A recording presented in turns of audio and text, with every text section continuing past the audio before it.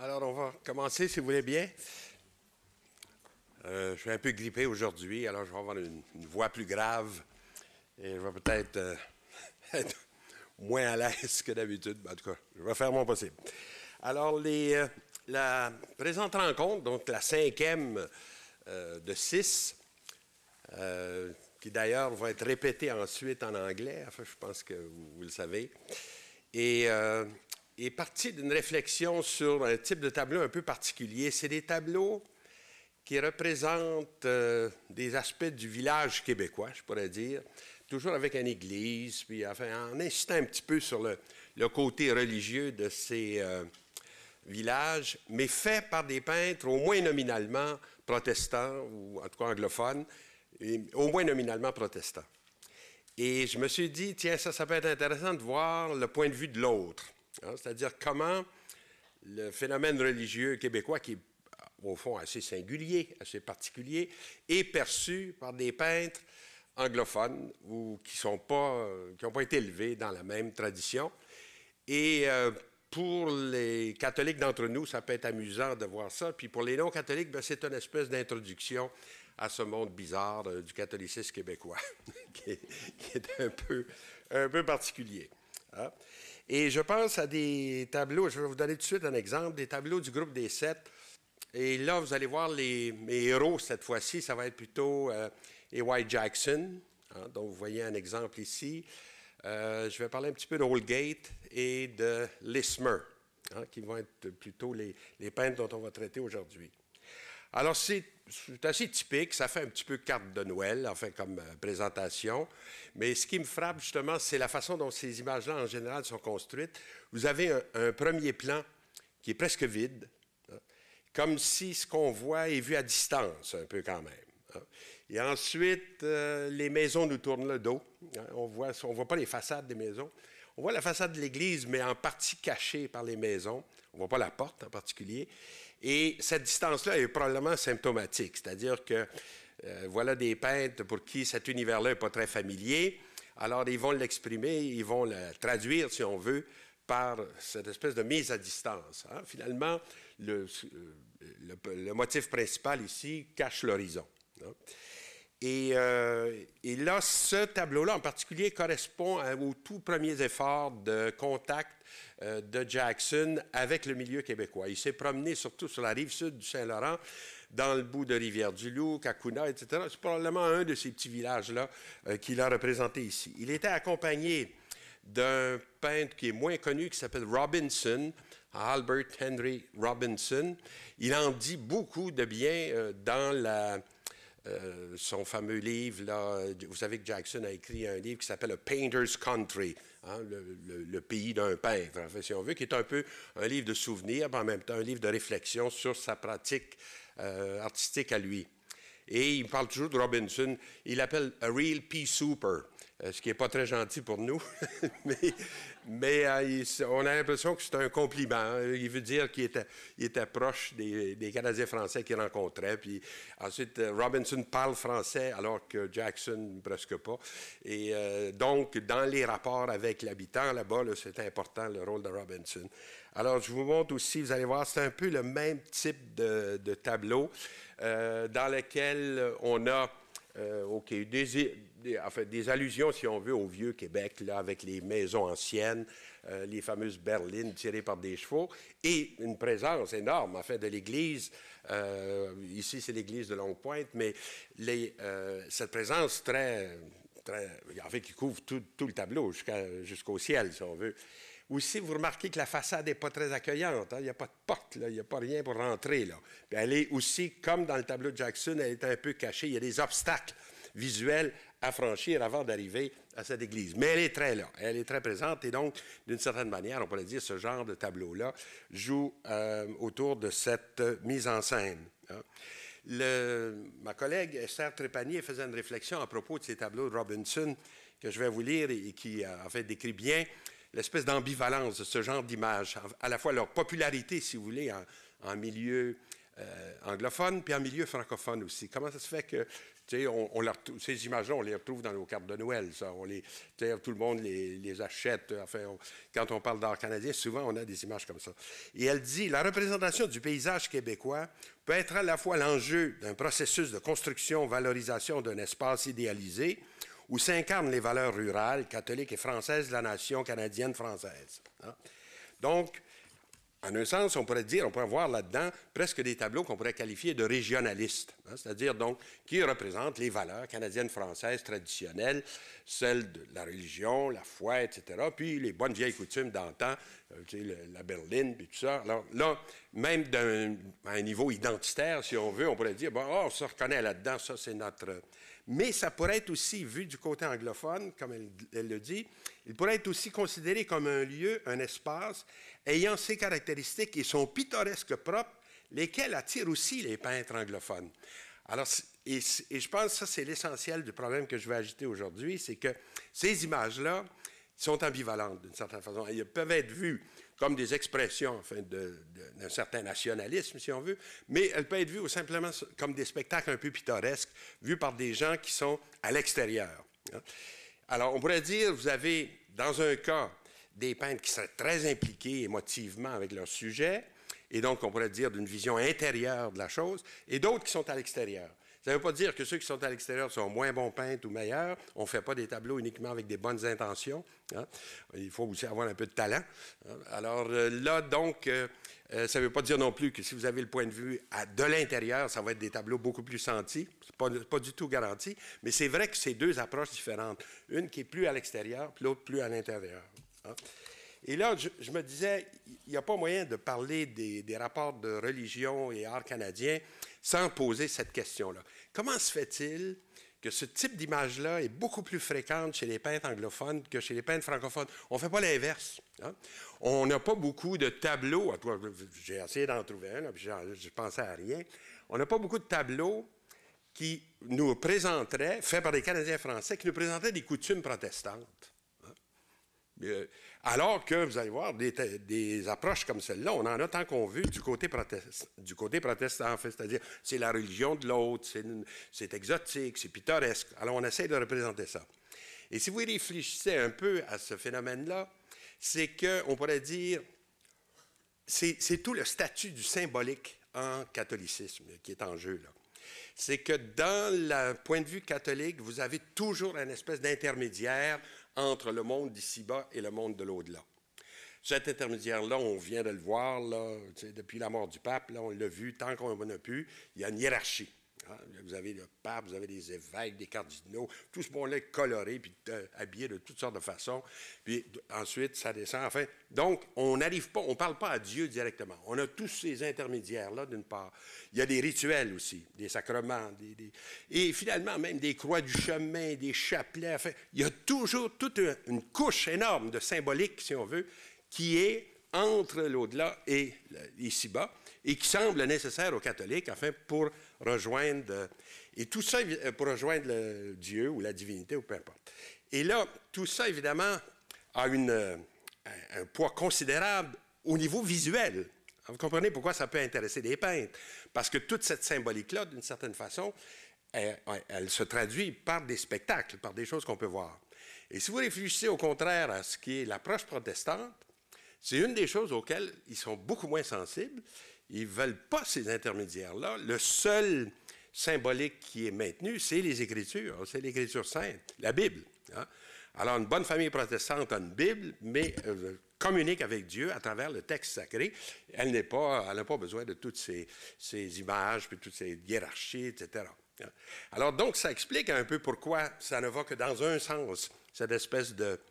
Mais ce n'est pas vrai pour la littérature. Hein? Si vous pensez à des auteurs comme Gabriel Leroy ou Thériault, des gens comme ça, eux ont décrit à l'occasion des comportements, par exemple, d'un jeune juif religieux chez Thériault ou des familles multiculturelles, là, comme Gabriel Leroy a pu remarquer. Ça marche pour la littérature, mais ça ne marche pas pour la peinture. Précisément parce que la peinture a besoin de spectacles visuels, a besoin de voir quelque chose. Hein? Et, bon, une autre illustration de ça, un autre tableau de Robinson, où vous avez exactement le même type de construction. Premier plan vide, hein? Puis ensuite le village qui nous tourne le dos, le fleuve finalement à la fin, puis toutes ces grosses églises, ces gros monuments religieux là, qui traversent l'espace là, ici dans le coin en haut. Là. Il y en a mis vraiment beaucoup. Là. Il y a 4 clochers là, qui sont là, les uns à côté des autres, etc. Là. Et d'ailleurs, c'est souvent comme ça. Hein. Pensez à Baie-Saint-Paul ou à d'autres. Là. On a une présence des institutions religieuses énormes. Hein. C'est toujours des grosses bâtisses qui ont coûté très cher et qui sont là, évidemment, parce qu'on ne peut plus rien faire avec. Hein. Et là, alors là, le problème que je posais, donc, c'est celui-ci, c'est que vous avez, pourquoi on a une approche de l'autre vue du point de vue protestant et pas beaucoup du côté catholique, à cause de cette importance du symbolique, à cause de cette importance de cet univers symbolique du côté catholique. Alors, je vais commencer par vous introduire à un espèce de projet de Jackson. C'était un projet d'illustration de livres. Ce n'est pas des tableaux, c'est des gravures peut-être pas de très grande importance, mais ce qui m'intéressait là-dedans, c'est de voir comment, dans la confrontation des deux univers, enfin, parce que le livre en question, c'est un livre qui a été écrit par Adjutant Rivard, hein, et qui s'appelait « Chez nous », presque « Chez nous » d'ailleurs, parce que c'est écrit un petit peu en joual ici et là, en tout cas. Alors, ça s'appelait comme ça, et ça a été traduit en anglais, un peu sous l'initiative de Clarence Gagnon, le fameux peintre, là, Clarence Gagnon, qui a poussé un peu à cette histoire-là. Il trouvait ce livre-là formidable. Il dit que ça devrait être traduit. Et ils ont demandé à M. Blake de faire la traduction. Et ils ont demandé à Jackson d'illustrer ce livre-là. Et Jackson a été, s'y est prêté volontiers. Mais ce qui est intéressant, c'est de confronter les images que Jackson a faites pour le livre et le texte d'Adjutant Rivard. Et la première chose qui est très frappante, c'est que le texte est plein d'allusions au monde religieux québécois ancien. Là. Hein? Constamment, tout est prétexte à appeler le bon Dieu, puis à faire la Sainte Vierge. En tout cas, on a tout le kit, là, tout le temps. Et là, quand Jackson est pris avec ça, on voit qu'il élimine ces aspects-là. Il y a très peu d'allusions religieuses dans ces images. Alors, quand vous lisez le texte qui entoure l'image, qui doit illustrer, d'autant plus qu'en général, il met une légende en bas, qui est tirée du texte, hein, qui est comme une petite citation du texte. Alors, des fois, la légende, si vous lisiez le texte, ça finit en « Praise be God ». Non, ça, il ne le met pas. Il arrête la phrase avant ça. Il s'en tient toujours à des aspects moins religieux. Et là, je me suis dit, c'est ça, c'est assez typique. La première approche, c'est qu'il prend distance, il n'est pas sûr de ça, il ne veut pas rentrer trop dans ce phénomène-là. Alors, donc, concrètement, ce que ça va vouloir dire, disons, dans une image comme celle-ci, qui est assez typique de l'art de Jackson, enfin, c'est vraiment comme ces tableaux, et, tu sais, des colliers, il y en a fait tant qu'on veut, c'est qu'il n'y a pas d'allusion, il n'y a pas de clocher d'église, il n'y a pas de croix du chemin, il n'y a aucune allusion à un contexte religieux. Et par contre, si vous lisez le chapitre où cette image-là apparaît, il est question d'un jardin. Hein? M. Rivard explique qu'à côté de la maison qui est là, il y avait un petit jardin. Et là, le grand-père de la famille dit à ses enfants, « Cueillez pas les fleurs du jardin, parce que ça, ça prie le bon Dieu. » En tout cas, il commence à leur faire donc un sermon. L'odeur des fleurs, c'est comme l'encens, puis les fleurs, c'est comme des prières pour Dieu. Alors ça, il n'y a même pas de jardin dans le truc de Jackson. Il a supprimé ça complètement. Et là, après, alors les enfants disent au grand-père, « Oui, mes grands-mères, elles, ils coupent les fleurs le samedi soir pour les apporter à l'église. »« Oh, ça c'est correct, il n'y a pas de problème. Vous pouvez apporter vos fleurs à l'église parce que et la terre et les fleurs appartiennent à Dieu. » Donc, juste pour vous donner un exemple de ce type de texte-là, hein, qui accompagne et que Jackson est censé illustrer. Et là, on voit tout de suite cette espèce de distance entre les deux. Hein. Pour un, c'est un peu folklorique, et pour l'autre, au contraire, je pense pour Rivard, c'est vraiment son univers. Enfin, il essaye de refléter ça. Autre exemple, bon, une illustration sur une maison québécoise ancienne, en fait. Puis là aussi, ça apparaît dans un chapitre qui s'appelle « La maison ». Et là, le texte de Rivard, lui, tout d'un coup, part en orbite un peu. Là, il parle des ancêtres, puisque c'est une maison très ancienne. Alors, nos ancêtres étaient formidables, etc. Et il savait que la vie ici-bas ne fait que passer. Hein? Tout d'un coup, oups, ça tourne un peu comme un vieux sermon. Et en endurant sa tristesse, sans perdre la foi, en paix avec le ciel et la terre, leurs jours passaient paisiblement jusqu'au grand espoir. Hein? Alors là aussi, évidemment, ça s'illustre difficilement, j'imagine, en images, mais encore là, ce que retient finalement Jackson, c'est simplement le côté, la description de la maison, avec les lucarnes, puis tout ça. Et l'autre image qui est dans le même chapitre, c'est celui-ci, un laboureur au premier plan, avec la même maison qu'on voit à l'arrière-plan, ici, qui apparaît là. Donc, ça illustre aussi le même chapitre. Regardez un sujet qui est peut-être un petit peu plus... qu'on se rapproche un peu plus des thèmes religieux. Une jeune mère agenouillée près d'un berceau. Et avec à droite, j'ai mis un petit dessin que Jackson avait fait de ce qu'on appelle un berre en vocabulaire québécois. Ça a dû l'intéresser. Mais là, justement, ça l'intéresse un peu comme un ethnologue, hein, comme quelqu'un qui visite une tribu là, et qui voit des objets bizarres qu'on n'a pas vus avant, et il fait des croquis de ça. Alors là, ici, il a retenu ça. Et... ah oui, et là, dans le texte de Rivard, ce dont il est question, c'est un jeune père de famille qui attend la naissance de son enfant. Hein. Et là, c'est pour ça qu'il fait un berre, d'ailleurs. La raison pour laquelle il fait un berceau, c'est parce qu'il attend un bébé. Hein. Et là, il dit à tout le monde qui l'entoure, il dit « Quelques jours encore à espérer, et vous me verrez fier comme un roi descendre vers le village, vous entendrez sonner pour le baptême. Hein. » Donc là aussi, vous avez une allusion au baptême que ne retient pas, disons, Jackson. Il s'en tient simplement donc à cette mère qui se penche sur son enfant et qui le regarde. Et ici, ça, c'est assez curieux parce que là, on se dit, je dis, tiens, enfin un clocher d'église. Hein. Mais le chapitre que ça illustre, ça s'intitule « Le poêle ». Alors, on va dire où est-ce qu'il est, le poêle? Ben, il est surtout dans ses effets. Il y a de la fumée. Alors, ce qui a obtenu, c'est simplement ça, cette idée-là. Et là, encore là, peut-être, c'est un des textes dans lequel, au contraire, il y a très peu d'allusions religieuses dans le texte de Rivard. Il faut juste dire qu'à la porte du poêle, il faut penser. Hein, il faut faire des projets plus profonds. Enfin, autrement dit, c'est comme... il présente un peu le poêle comme le cœur de la maison. Alors, les gens s'assoient à côté du poêle, puis parlent, puis ils échangent des choses entre eux, mais aussi ils pensent. Hein, avec une pipe, là, on pense à l'avenir ou des choses comme ça. Mais là, autrement dit, le texte, pour une fois, est assez discret. Hein. Autre petit exemple avec le vieux moulin, hein, une ruine de moulin, ici à droite, avec des petits-enfants qui sont assis devant. Et là, ça apparaît dans un chapitre qui s'appelle « Le ruisseau ». Et là, la lamentation de Rivard, c'est que les ruisseaux qui étaient si clairs et dont l'eau était si pure sont devenus pollués maintenant avec le temps, etc.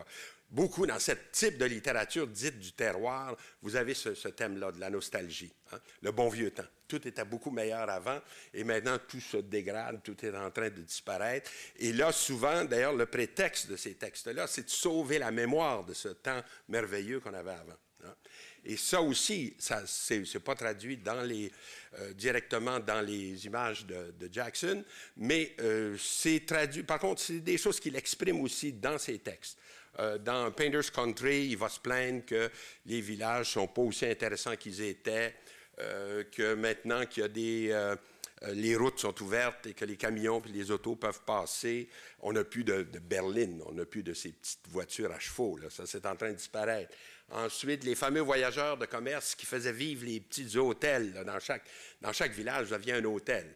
Alors là, les voyageurs de commerce, on n'a plus besoin de ça. On a des catalogues maintenant, on va en ville, puis tout ça. Alors là, les hôtels périclites. Hein. Alors, vous avez aussi ce discours nostalgique chez Jackson, mais dans la littérature du terroir, c'est constant. C'est un des thèmes très importants, ça, de... Regardez ici une autre image. Enfin, bon, là, je me suis dit, là, ça va être vraiment compliqué de parler de religion. C'est un enfant qui revient avec les vaches en fin de la journée. Il mentionne quand même qu'il passe à côté du verger du curé. Hein, 2 fois, il est question du verger du curé. Mais surtout, c'est qu'à la fin, quand les vaches sont rentrées à l'étable, on entend les cloches de l'Angélus, hein, forcément. Hein, vers la fin de la journée, on entend les cloches de l'Angélus. Alors ça aussi, c'est marqué. Autre thème dans le livre de Rivard, tout le temps, c'est le quêteux. Hein.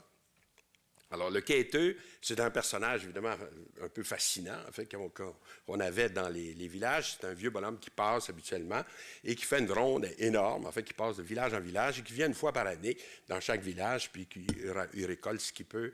Et le chapitre est organisé, d'ailleurs, en deux parties. Il y a le bon quêteux, qui est un bon garçon qui demande la charité pour l'amour du bon Dieu.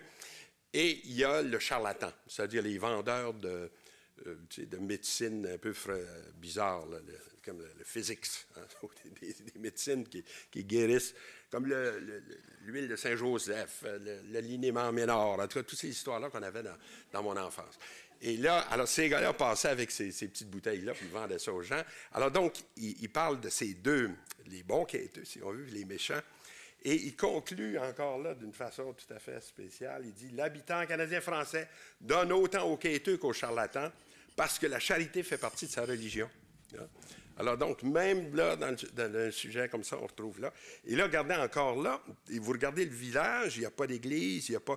Le quêteux est sur la route, il est tout seul en train de se promener. Par contre, alors là, j'arrive enfin à mon exemple. Le seul explicite, enfin, dans toute cette série d'illustrations, c'est celui-là où on a une croix du chemin. Et là, c'est un long chapitre il y a presque 3 pages qui parle d'un petit événement qui consiste en ceci, c'est qu'il dit que son oncle, qu'on voit là, ici, là, quelque part, là, avec le cheval, est allé chercher quelqu'un de la ville à la gare du train.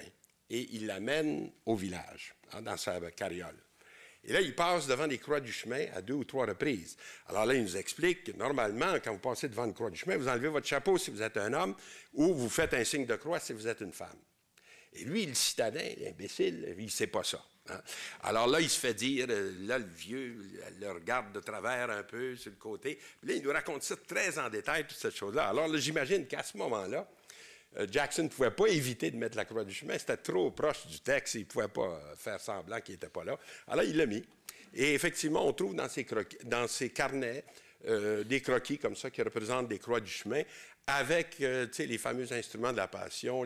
Même la potiche qui est là, c'est à cause du vinaigre. Hein, l'idée que le Christ aurait été abreuvé de vinaigre pendant la crucifixion. Alors, il en a fait ça. En fait, dans le comté de Charlevoix, on en trouve comme ça de temps en temps de ces croquis, enfin, quand il est allé dans le comté de Charlevoix, et il a fait souvent des représentations de ce type-là. Et les 2 dernières images, là, tout ce que je peux relever, c'est que dans le cas de la goélette, là, que vous voyez à gauche, le texte se lisait, en tout cas en traduction anglaise, disons celle que Jackson a connue, « As sure as the good God send a new day, the old fellow will go down to see her », to see son bateau, hein, pour aller voir son bateau. Et là, évidemment, quand vous lisez la légende qui est en dessous, tout ce qu'on a, c'est « the old fellow will go down to see her ». Hein? Autrement dit, il va supprimer l'allusion à Dieu. La même chose pour l'autre, l'espèce de charrue qui... « The plowman who heeded not the sunrise, neither sees the shadow lengthen, praise be God ». Alors, praise be God est enlevé, évidemment, à la fin. Hein? C'est assez surprenant, cette série d'images, pour un peintre du groupe des 7, si vous y pensez. Hein? Habituellement, ces peintres-là travaillent uniquement avec le paysage. Il y a très peu de personnages dans les tableaux du groupe des 7. Et là, on sent au moins il y a une espèce d'effort de mettre des personnages, d'essayer de représenter des coutumes différentes. Mais d'une certaine façon aussi, vous avez vu qu'on ne touche pas à tout. On évite certains aspects. Et même si le texte de Rivard y prêtait beaucoup, ce n'est pas... on a l'impression d'une espèce de gêne, une espèce de difficulté à vraiment cerner cet aspect-là de la culture du Québec.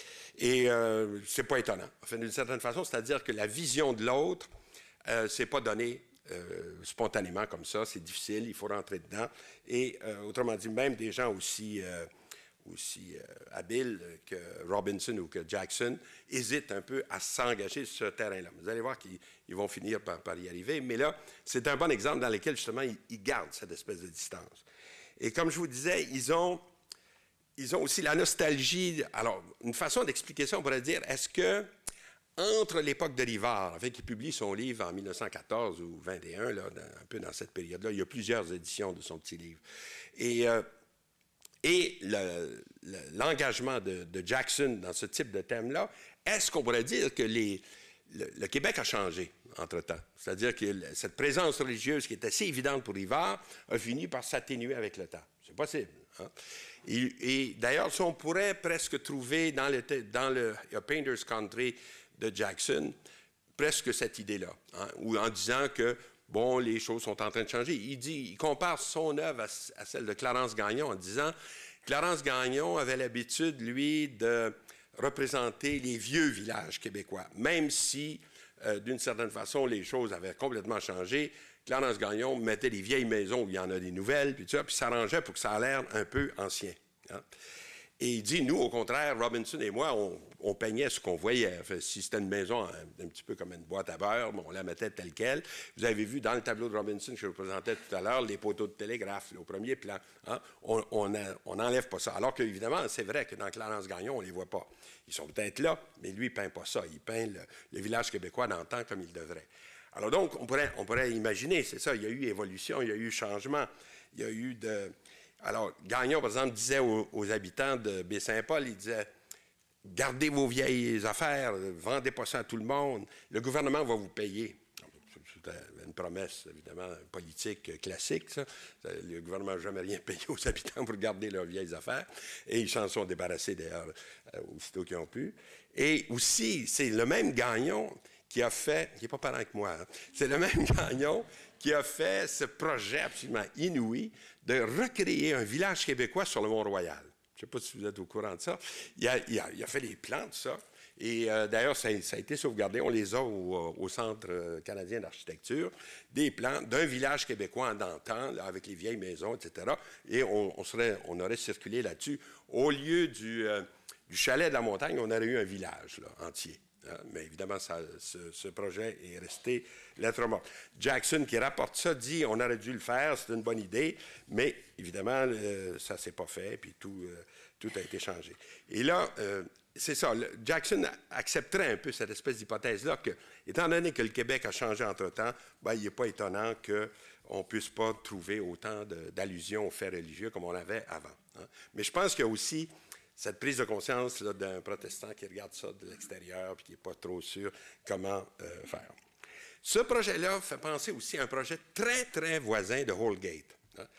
Ceux d'entre vous qui ont suivi mes petites leçons sur Holgate vont revoir des choses, là, mais en tout cas, j'ai essayé d'un peu de changer mon texte, pas que ce soit trop plate. Et Holgate fait exactement un projet exactement analogue à celui de Jackson, à peu près dans le même temps. Il s'agit maintenant d'un livre, d'illustrer aussi un livre. Et ça, c'est donc une des gravures de Holgate dans ce livre-là, et qui est écrit cette fois-ci par un monsieur Georges Bouchard. Hein? Après Rivard, on a Bouchard, on est bon dans les arts. Alors, Georges Bouchard, c'est bien oublié maintenant, je ne sais pas. Adjutor Rivard, c'était quand même un linguiste. C'est quelqu'un qui a travaillé sur le vieux parler québécois, etc. Mais Bouchard, je pense qu'il était sous-ministre de l'Agriculture ou quelque chose comme ça. Ce n'est pas une de nos très, très grandes lumières. Mais il avait fait quand même un espèce de petit livre qui s'appelait « Vieilles choses et vieilles gens », hein, avec un titre pareil, évidemment, vous pouvez vous attendre au genre, etc. Et là, le Holgate, je ne suis pas encore là, un peu de la même façon que Jackson est approché pour illustrer une traduction anglaise de ce livre-là. Traduction anglaise faite par un monsieur Hawley, H-O-2-L-E-Y. Ça, c'est la gravure frontispice, en fait, qui est faite en deux couleurs et qui se rapporte par contre au chapitre, qu'on peut bien deviner, sur le laboureur, hein, qui représente un laboureur avec son fils et son cheval, puis son espèce de charrue. Hein. Mais là aussi, si vous faites le même exercice que tout à l'heure que je faisais avec Rivard, et vous voyez un petit peu le texte de ce Bouchard, vous allez voir qu'on est dans l'idéologie, j'allais dire quasiment du chanoine Groulx, l'idéologie nationaliste de droite, là, comme on avait à l'époque. Il dit, le labour, c'est la prise de contact intime avec la terre. Le sillon au Canada ne marque-t-il pas, en effet, la prise de possession la plus authentique et la plus incontestable, le mariage le plus intime avec la terre? Ce que l'épée conquiert et défend, le soc le conserve et le féconde. C'est au soc surmonté de la croix et soutenu par l'épée que la race française doit surtout son expansion sur la terre d'Amérique. Wow! Alors là, on a nos trois symboles. Hein? On a le soc, on a la croix, Puis on a l'épée. Avec ça, on est correct. On va se défendre de tout le monde. Alors, là aussi, quand on confronte l'image de Holgate avec ce genre de discours-là, il n'y a pas d'église. Il aurait pu mettre un petit village dans le fond, un petit clocher d'église ou quelque chose comme ça. Il n'y a pas d'Indiens cachés dans les forêts qui nous menacent. Là. Alors, autrement dit, je pense que je vais lâcher le mot tout de suite, c'est que la grosse différence, c'est que l'approche anglophone est une approche folklorique. Hein. Ce qui les intéresse, c'est l'aspect folklorique de ces choses-là. Hein. Alors, la religion, évidemment, fait partie du folklore. Hein.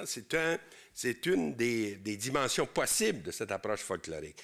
Alors, ils ne peuvent pas complètement l'éviter, mais d'une certaine façon, ils vont toujours essayer de la retrouver par des éléments qui pourraient sembler, en tout cas un peu très marginal, comme la fameuse croix du chemin qu'on avait tout à l'heure. Hein.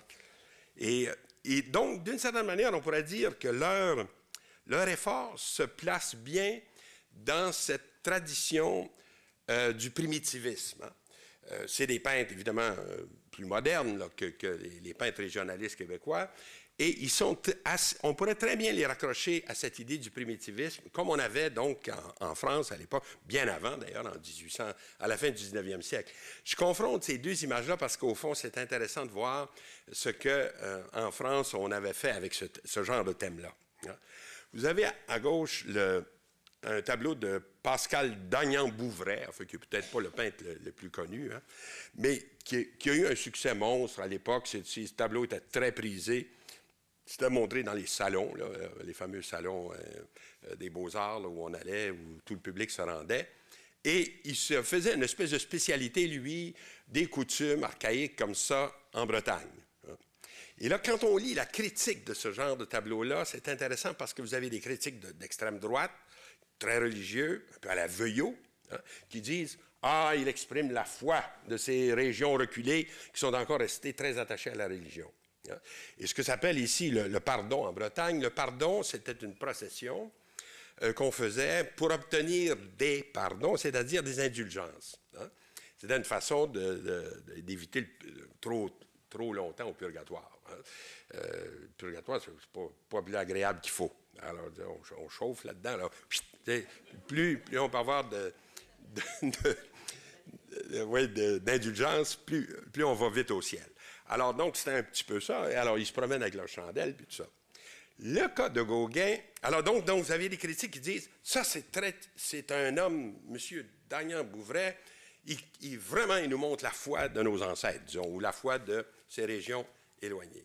Et d'autres, des critiques plus à gauche disaient, ah, c'est très intéressant, il nous révèle l'âme d'un peuple, il nous révèle des coutumes archaïques, pittoresques, qui sont un peu passées de mode maintenant, mais qui, encore, dans nos campagnes éloignées, survivent. Hein.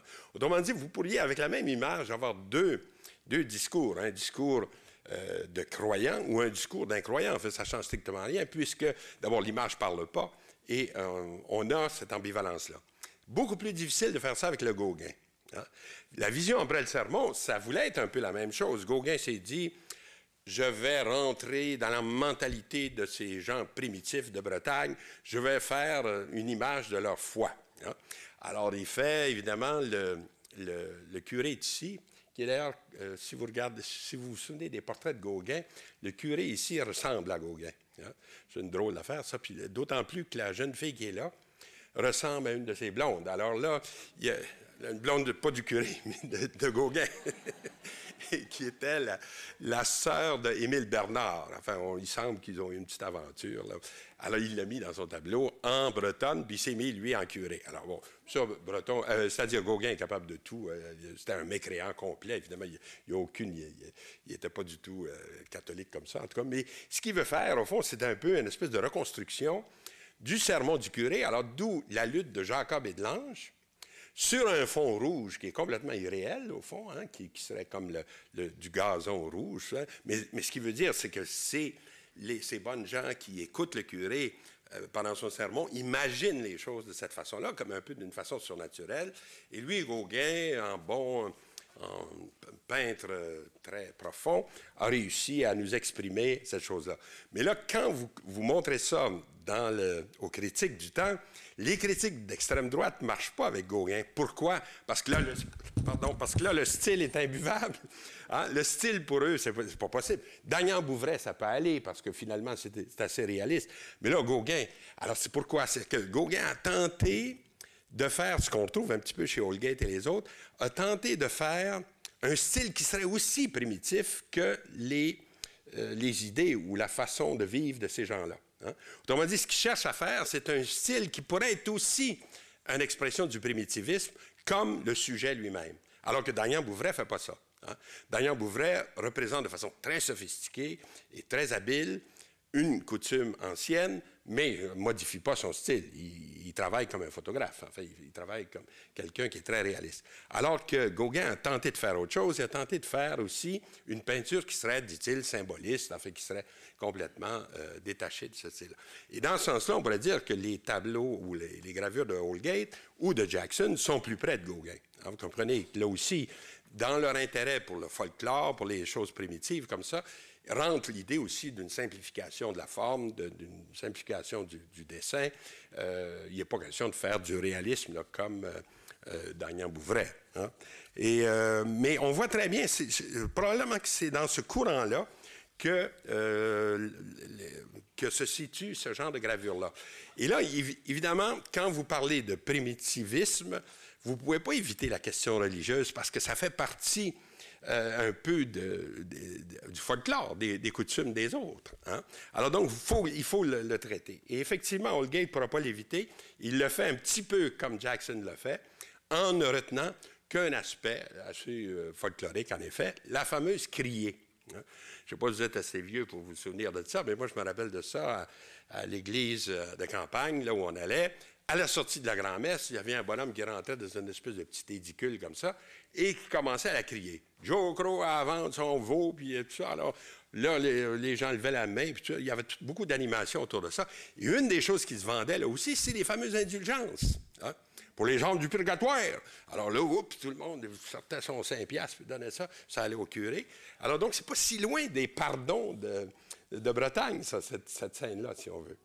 L'avantage, évidemment, de la criée ici, c'est que vous tournez le dos à l'Église. Hein, l'Église est devant vous, là, elle n'est pas là.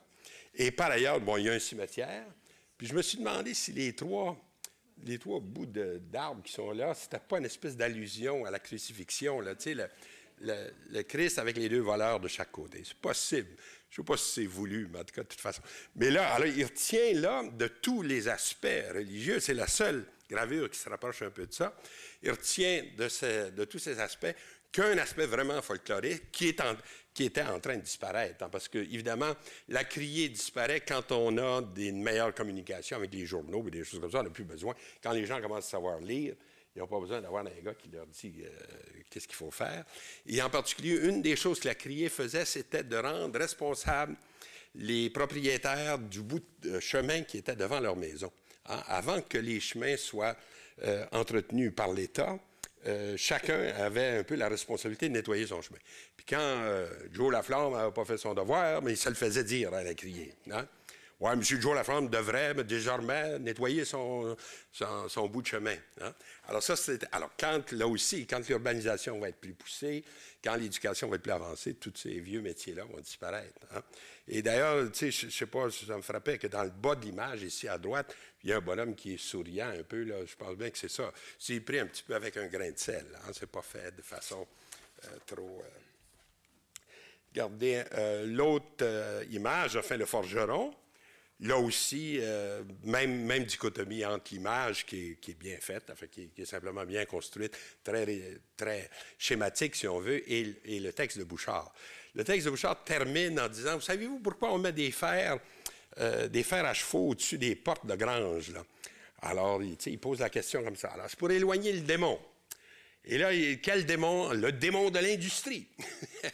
Parce que c'est ça qui nous menace, qui va changer toutes les campagnes, etc. Alors là, même avec le forgeron, il réussit à nous parler de thèmes religieux. Là aussi, il n'y a même pas de fer à cheval là, dans la représentation ici. On a plutôt juste le forgeron. Et j'ai j'ai trouvé que peut-être l'image dans laquelle on pouvait faire la meilleure opposition d'une espèce de deux approches, si on veut, c'était cette confrontation-là. Entre une image de Holgate ici à gauche, qui représente la maîtresse d'école. C'est d'ailleurs avec comment est-ce qu'on appelle ça, la ménagère de presbytère. Hein? C'est les deux seuls métiers de femmes qui sont mentionnés dans le livre de Bouchard. Il fait un portrait charge de la ménagère de presbytère. C'était une pauvre fille. En général, elle était toujours un petit peu... Bon, ils n'étaient pas les plus jolis parce que s'il y avait eu... Tu sais, vous imaginez le curé, s'il y avait eu une belle ménagère, là, ça aurait fait parler un petit peu. Bon, en tout cas, en général, donc, il ne choisissait pas très joli, un peu tough, là, un peu difficile. Alors là, monsieur Rivard en met, là, pas Rivard, Bouchard, il décrit ça en détail. Et l'autre, c'est la maîtresse d'école. Hein? Et là, dans la gravure, alors je vous la confronte avec une autre gravure par un peintre plus ancien, qui s'appelle Franchère, qui n'est pas un inconnu complet, mais lui a illustré le petit livre du chanoine Groulx, hein, qui s'appelle « Les rapaillages ». Ça aussi, ça fait partie de la même littérature du terroir, etc. Il y a un chapitre sur la vieille grise, là, puis qui va mourir. En tout cas, c'est toute une littérature un peu imbuvable, mais en tout cas, de toute façon, quand on est historien, on est obligé de retourner au texte, pour essayer de voir un peu qu'est-ce que ça voulait dire. On comprend que ça soit un peu oublié, tout ça, mais en tout cas, de toute façon. Et là, il y a aussi un chapitre sur la maîtresse d'école. Mais ce qui m'a frappé, c'est les deux points de vue. C'est que dans le cas de Holgate, vous avez la maîtresse nous tourne le dos, ouais, ici. Et là, il y a une petite fille à côté d'elle qui est en train de réciter quelque chose, ou en tout cas de s'adresser au reste de la classe. Le savoir part de la maîtresse, est transmis à l'élève, et l'élève devient autonome, et est capable lui aussi de transmettre du savoir. Quand on va à l'illustration de Franchère, là, on a tout un autre problème. Ça s'appelle « Monsieur l'inspecteur s'adresse à la classe ». Alors là, il y a le tarlac qui est là, il n'a pas l'air bien fin. Il est installé en train de... Il a pris le pupitre de la maîtresse. La maîtresse se tient le corps raide à côté, parce que c'est l'inspecteur, tu comprends, c'est pas le temps de faire des folies. Et là, les parents sont invités en arrière, puis les pauvres enfants courbent le dos, évidemment, parce qu'ils sont pris dans un étau d'autorité de tous les côtés. Et ce qui me frappait aussi, c'est la croix au-dessus de l'inspecteur. Alors là, vous avez la hiérarchie, ça part d'en haut, la croix, l'inspecteur, la maîtresse, les enfants. Puis s'il n'y a pas assez, il y a les parents en arrière pour pousser aussi. Alors, donc, on a un point de vue complètement différent. Chez Holgate, c'est l'inverse. On pourrait dire le professeur est au service des enfants qui eux-mêmes vont devenir autonomes, vont être capables de parler par eux-mêmes. Là, au contraire, c'est une espèce de hiérarchie dans l'autre sens. Là, on le voit sur un exemple où les deux thèmes sont très, très voisins. On voit justement les prises de position, si on veut, implicites dans les gravures de Holgate ou de Jackson, d'une certaine façon, à cause de ça. Hein? Et là, la clé, finalement, de ces images-là, on la trouve un petit peu dans les commentaires que vont faire certains critiques anglophones, en particulier un monsieur qui s'appelle Morgan Powell, qui va faire une recension critique du livre de Bouchard traduit en anglais, quand ça va paraître en 1924, et il va dire que c'est « The chapters of the book are in very truth of the school of the terroir ». Et là, il traduit « As the French Canadian term, they are study of their own folkways and folk customs. Hein? » Alors, c'est ça, il fait la relation avec le folklore. Et ça, je pense que c'est très, très important. C'est la clé. Hein? C'est-à-dire que du côté anglophone, tout ça, ce sont des manifestations folkloriques. Et du côté francophone, c'est au contraire, c'est souvent des manifestations d'attachement au territoire. Tu sais, comme quand je vous citais le socle, la croix et l'épée, là, ça, vous avez tout un discours qui est exactement celui du chanoine Groulx, en fait. Hein? C'est le discours nationaliste québécois classique, là, que l'attachement à la terre est un des éléments, l'autre, c'est la foi, et ajouter la langue à ça, puis vous avez les trois choses. La langue gardienne de la foi, d'ailleurs, hein, c'est souvent présenté comme ça. Et là, l'histoire, comme disait un petit enfant qui chantait au Canada, notre histoire est une des pas pires. Hein? Alors là, c'était une bonne façon d'exprimer ça. OK. Alors là, tu sais, j'ai parlé de la nostalgie, de la façon de... aussi comme tout ce monde-là qui est en train de peu disparaître, il y a un bonhomme qui réagit contre ça et qui est un personnage important qui connaît Holgate et Jackson. Et c'est Marius Barbeau. Hein. Marius Barbeau, vous allez le voir ici, il a l'air triomphant. Là. Et Marius Barbeau, c'est un ethnologue, hein, mais c'est un de ces grands génies type de Renaissance. Là. Il était intéressé par toutes sortes de choses. J'ai mentionné sa contribution dans la toute première rencontre, je pense, quand on parlait enfin, de l'art indien, etc., il a fait des livres très importants sur les totems, etc. Enfin, il connaît toute la côte ouest du Canada très, très bien. Mais il a été aussi un de nos grands folkloristes, c'est-à-dire qu'il a aussi beaucoup travaillé à recueillir, par exemple, des contes et des chansons du Québec ancien, et éventuellement aussi des œuvres d'art. Et là, Barbeau va impliquer cette fois-ci Jackson et Lismer, dans une espèce d'excursion qu'il va faire durant l'été de 1925. Et là, on a l'impression, à cause de la présence de Barbeau, vous allez voir que Jackson s'ouvre beaucoup plus aux faits religieux que ce qu'on voyait avec ses illustrations de Rivard. Hein. Et je suis sûr que c'est grâce parce que Barbeau est là. Barbeau peut leur parler anglais, il peut les introduire à toutes sortes de choses. Et effectivement, on peut reconstituer cette espèce de voyage qu'ils font, à la fois, donc, ils partent, si vous voulez, de l'île d'Orléans.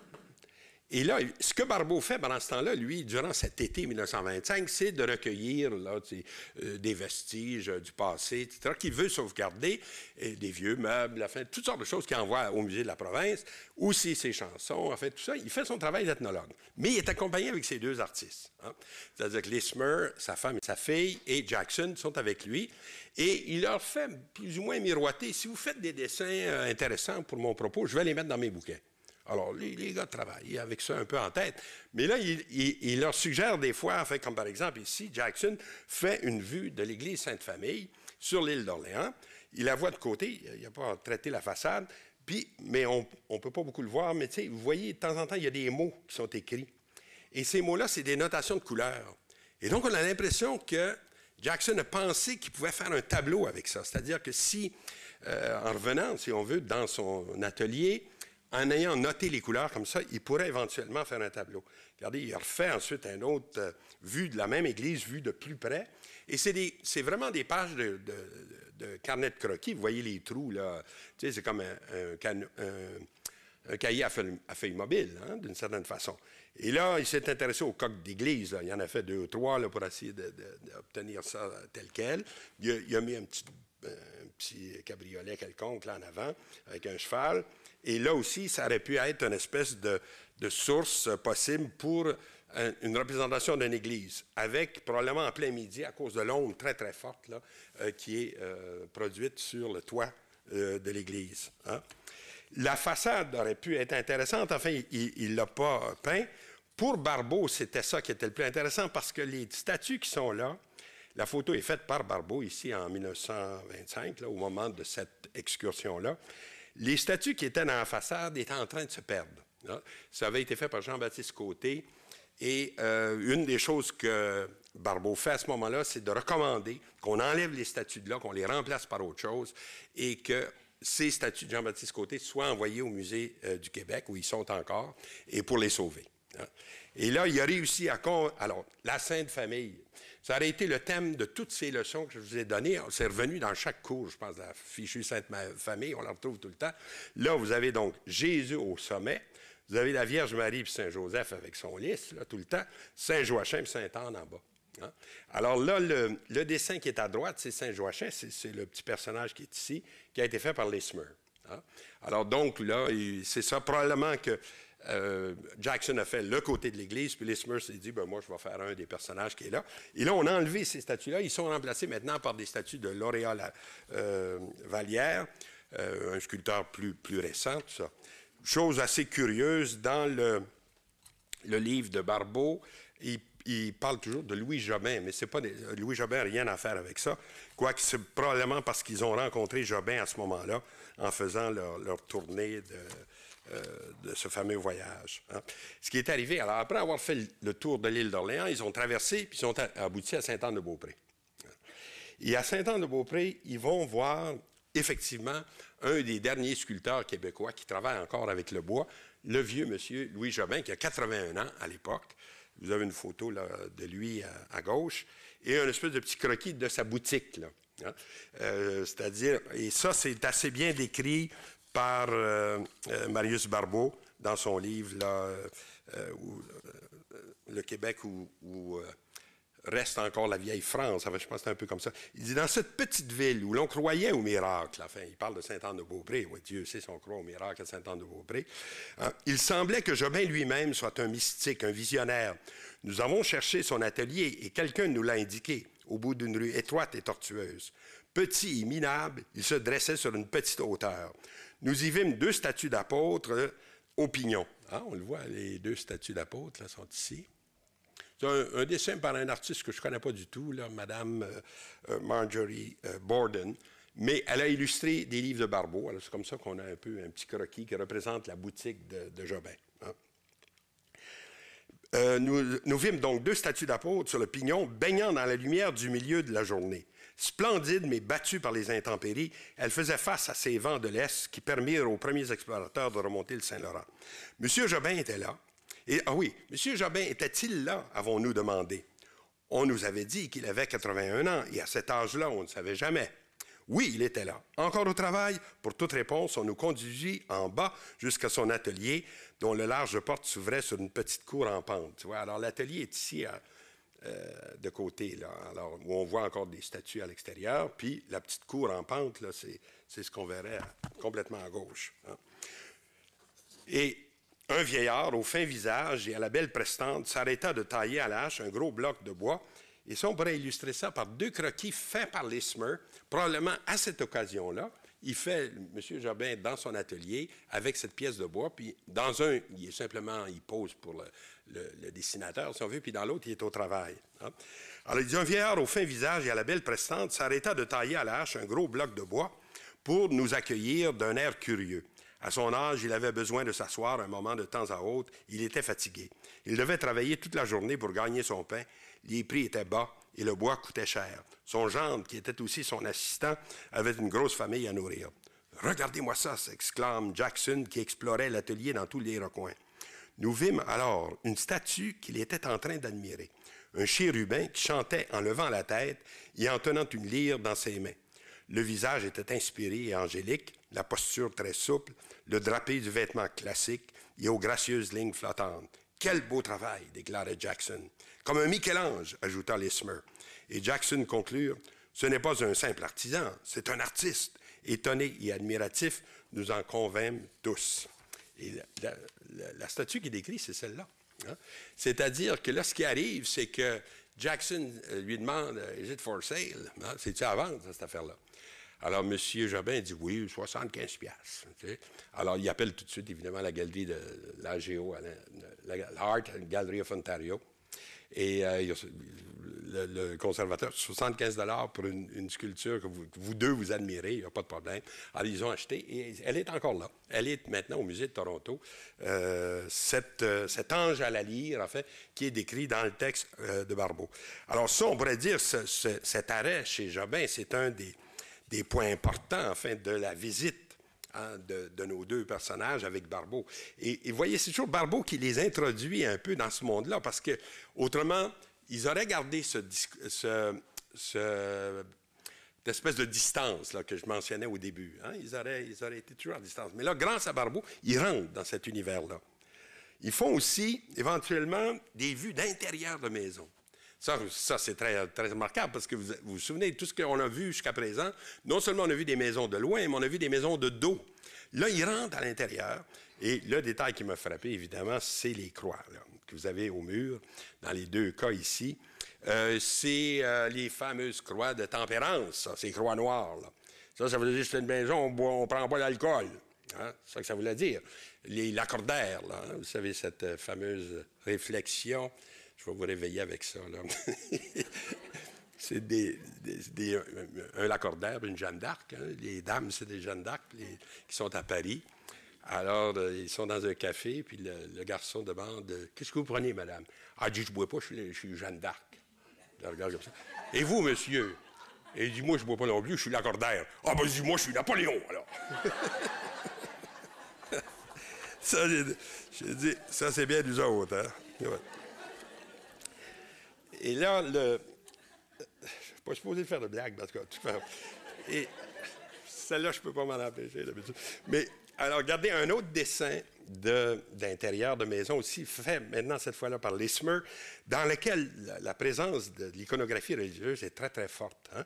Il s'agit du salon et de la chambre à coucher des Tremblay, comme il dit. Et vous avez, regardez ici, au mur, il y a une espèce peut-être de calendrier, mais avec religieux, là, un calendrier qui vient de Sainte-Anne-de-Beaupré, probablement, avec une crucifixion. De l'autre côté, c'est la scène, hein, avec les 12 apôtres autour de la table. Et en bas, ici, vous avez une statue avec des fleurs, puis tout ça, une statue de la Sainte Vierge. Donc, beaucoup de présence de ces choses-là, alors que jusqu'à présent, on ne les avait pas beaucoup vues. Hein. Et là, moi, j'ai l'impression, c'est ça, avec la présence de Barbeau, ça augmente. Ensuite, alors là, donc, vous voyez ce qu'ils ont fait. Ils ont fait le tour de l'île d'Orléans. Ils sont traversés à Sainte-Anne-de-Beaupré. Puis ensuite, ils prennent le train, parce qu'il y a déjà le train, vers Baie-Saint-Paul. Hein? Donc, ils suivent le nord du fleuve Saint-Laurent jusqu'en plein Charlevoix. Et, disons, ils aboutissent aux éboulements. Et là, ils vont faire, là aussi, des façades d'églises, comme par exemple la vieille église des éboulements, là, qui a été reprise par Jackson. Il essaye de faire. Et on ne voit pas. Ce carnet de dessin qui est extraordinaire, qui a été publié par Mme Jackson, je pense sa nièce, hein, Naomi Jackson Groves, et c'est assez unique dans l'œuvre de Jackson. On ne voit pas beaucoup de tableaux qui seraient sortis de ça. Hein. C'est resté un peu à l'état de dessin, mais ça suppose là une espèce d'ouverture qui a eu lieu pendant un été, hein, comme là, l'église des éboulements. Vous l'avez en façade ici. La chose la plus extraordinaire qu'ils ont trouvée, là, c'est cette fameuse sculpture-là, que Jackson a représentée, d'ailleurs, de façon très touchante, très, très prenante. C'est peut-être le plus beau dessin de tout le carnet, qui représente l'Assomption. Et Marius Barbeau était convaincu que ça appartenait à la vieille église des éboulements. Mais souvent, les expertises de Barbeau, vous comprenez, ça a été fait dans les années 20, c'était avant Morisset. Hein? Alors là, il y a beaucoup de ces choses-là qui ont été revues. Je ne sais pas si on pourrait encore l'identifier aussi précisément que lui pensait pouvoir le faire. Mais c'est quand même, en fait, c'est certainement une sculpture ancienne du Québec qui est touchante et que Jackson a très, très bien interprété. D'autant plus quand vous pensez que le statut de la Vierge Marie en protestantisme n'est pas très fort. Hein? On ne veut pas lui donner trop d'importance, etc., parce qu'on en donne surtout au Christ. Alors, après, ils vont aller l'eau coude un petit peu, ce qu'on voit là. Ils reviennent à Baie-Saint-Paul et ils s'en vont un petit peu dans l'arrière-pays, à Saint-Hilarion. Hein? Je ne sais pas si vous connaissez cet endroit-là. C'est un petit village qui n'est pas près du fleuve, ça, qui est au contraire à l'intérieur des terres, près des montagnes. Là, si vous le voyez ici, là, avec son petit clocher d'église, Saint-Hilarion. Et là, il va y avoir aussi là, toute une série de dessins, de peintures qui vont être inspirés par ce village-là. Par exemple, Jackson connaît Saint-Hilarion depuis un certain temps. Même avant, là, déjà en 1923-24, il était déjà allé dans ce coin-là. Et il y a des petites pochades ou des tableaux comme celui-là qui ont été faits durant l'hiver ou au printemps là, avec l'église. Il va y avoir aussi des dessins là, qu'ils vont faire, là, qui se distribuent sur plusieurs années. Ils ne sont pas tous contemporains, mais c'est toujours un peu le même système. Hein? Vous avez les maisons au premier plan, un vide, la maison au premier plan, puis plus ou moins la façade de l'église. Celui, par contre, qui va faire le tableau le plus ou les tableaux plutôt, les plus extraordinaires à Saint-Hilarion, c'est Lismer. Hein? Et autant Jackson va retourner là plusieurs fois, Lismer va uniquement durant l'été 1925. Et ensuite, il va être actif à Montréal puis à Toronto, etc. Mais il ne retournera plus dans Charlevoix. Et par contre, c'est lui qui a fait le tableau le plus célèbre de cette inspiré par ce petit village. Hein. Alors, vous avez, par exemple, là, un dessin qu'il a fait qui représente un peu le profil du village le soir, là, quand tout devient presque des ombres. Et ça, c'est une pochade. Donc, ça veut dire... Pochade, au sens technique, c'est quelque chose qu'on peut mettre dans la poche. Hein. C'est ça que ça veut dire, une pochade. C'est un petit morceau de bois, habituellement, de petite dimension, et sur laquelle on fait un croquis à l'huile rapide, et qu'on peut apporter. Et d'ailleurs, les membres du groupe des 7, Jackson explique ça très bien. Il dit, quand on en faisait plusieurs, étant donné que c'est fait à l'huile, et donc c'est pas encore sec, il dit, on mettait des bouts d'allumettes entre chaque plaque, puis on pouvait les empiler comme ça, et donc mettre ça dans notre boîte, puis ils ont le temps de sécher, ils ne se détruisaient pas. Enfin, des trucs faciles comme ça. Et là, vous avez, de cette pochade-là, est sorti 2 tableaux. Un qui est au Musée du Québec, qui est d'assez grande dimension, fait qui est à peu près comme ça, et dans lequel on retrouve à peu près tous les éléments qu'on avait dans la pochade, sauf qu'il y a un petit détail qui est intéressant, enfin, qui va prendre de l'ampleur, c'est que si vous regardez le clocher de l'église autour, vous avez comme un petit halo blanc, hein, comme si on avait une espèce de petite vibration blanche autour. Mais quand il le reprend un peu plus tard, pour la version de Kingston, hein, ce n'est pas le même tableau, c'est un tableau différent, un peu plus grand aussi, et qui est au Agnes Interrington Center à Kingston. Là, le halo est devenu très important. Hein, vous remarquez qu'il a fait presque une ogive autour, comme s'il donnait tout d'un coup à cette église-là une espèce de pouvoir spirituel sur le paysage. Ça écarte les nuages, ça clarifie le ciel et lui donne une importance extraordinaire. Et l'église surgit véritablement du paysage. Hein, elle est comme, ou avec le village. On a des ondulations au premier plan, puis d'un coup, le village apparaît, puis ça continue après, au-delà. Hein. Et c'est intéressant parce qu'au fond, encore là, Lismer n'est pas un catholique. Enfin, il n'est pas du tout dans cette tradition-là. Il est même plutôt agnostique. Et de voir qu'il ait su exprimer plus ou moins ça, le côté central et un peu le côté surnaturel de l'Église, c'est assez remarquable. Hein? Alors voilà un peu les réflexions qui m'étaient venues avec ce genre de tableau-là. Vous comprenez qu'on pourrait en mettre beaucoup d'autres, mais déjà, on voit un peu le type de problème. C'est le point de vue de l'autre, c'est le point de vue un peu à distance, mais grâce à des gens comme Marius Barbeau ou d'autres, ils ont réussi à rentrer un peu plus à l'intérieur de la problématique de ces tableaux-là. La prochaine fois, parce qu'il y aura une dernière fois, je vais vous changer de monde complètement. Je vais parler d'un peintre plus contemporain, enfin, qui est encore vivant, qui s'appelle Jacques Urtubise. Et on va être plutôt dans le démoniaque. Là. On ne sera plus dans les pieusetés comme aujourd'hui. Alors, c'est ça. À la semaine prochaine.